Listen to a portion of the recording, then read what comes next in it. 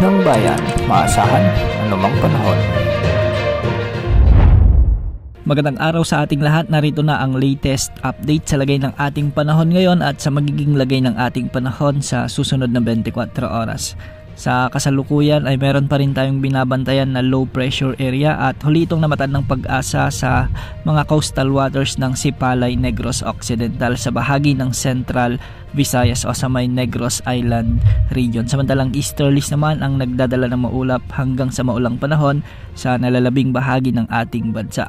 Dahil nga sa low pressure area na ito, asahan ang maulap na papawirin na may mga kalat-kalat na pagulan at thunderstorms sa buong Visayas, sa may Mimaropa, sa may Bicol Region, Northern Mindanao, Zamboanga Peninsula, sa may BARMM, sa may Sorsogon at Quezon Province. Kung makikita natin sa ating satellite animations ay may malalakas na pag-ulan dulot ng pinalalakas na LPA.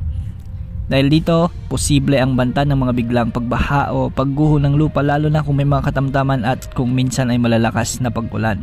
Dahil naman sa easterlies ay magiging bagyang maulap hanggang sa maulap ang mga kalangitan na may mga isolated rain showers at thunderstorms sa may Metro Manila at nalalabing bahagi ng ating bansa. Kung makikita rin natin sa ating satellite animations, maraming lugar ngayon ang nakakaranas ng mga thunderstorms, particular sa may Ilocos Region, ang Cordillera Administrative Region, ang ilang bahagi ng Cagayan Valley, sa may Central Luzon, ang Metro Manila, ang ilang bahagi ng Bicol Region, ang ilang bahagi ng Calabarzon at ang malaking bahagi ng Mindanao. Pinag-iingat rin natin ang ating mga kababayan sa mga nabanggit na lugar sa banta ng mga biglang pagbaha o pagguhan ng lupa, lalo na kung may mga umiiral na severe thunderstorms. Sa kasalukuyan ay wala pa rin tayong namomonitor na panibagong nagbabantang bagyo na posibleng makaapekto sa ating bansa sa susunod na 2 araw. Ngunit base naman sa GFS Model Outlook, may nakikita itong potensyal na bagyo at posibleng mabuo sa silangan ng Mindanao.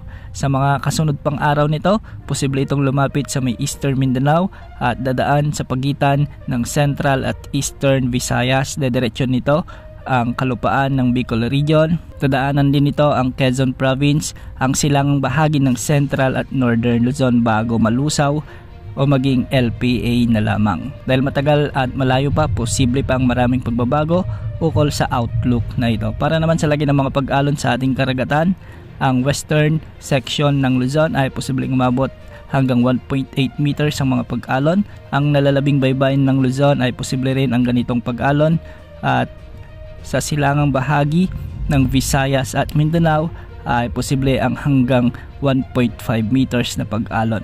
Bukas asahan pa rin ang pag-iral ng easterlies kaya asahan pa rin ang mga thunderstorms lalo na sa hapon at gabi sa malaking bahagi ng ating bansa.